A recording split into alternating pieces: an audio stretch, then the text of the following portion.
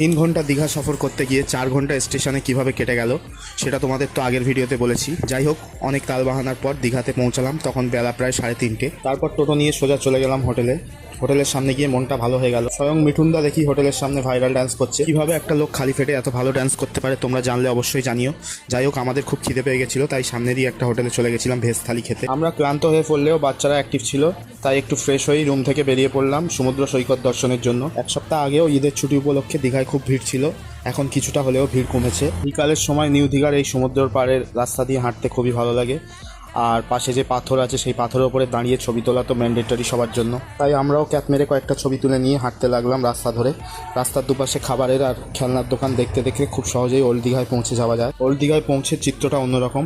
এখানে ভিড় বেশ অনেকটা বেশি, কারণ নিউ দীঘা এবং ওল্ড দীঘার সমস্ত লোক সন্ধ্যের সময়টা এই জায়গায় জমা হয়। সন্ধ্যেটা খুব ভালো কাটে এখানে, বাচ্চারা খুব আনন্দ করছিল, সাথে আমরাও। আর এখানে বিভিন্ন ধরনের খাবার পাওয়া যায় যেগুলো বাড়ির জন্যও আনা যায়। তো বন্ধুরা, আজ এতটুকুই। দেখা হচ্ছে পরের দীঘা ব্লগে। আর ভিডিওটা ভালো লাগলে অবশ্যই লাইক করে দিও।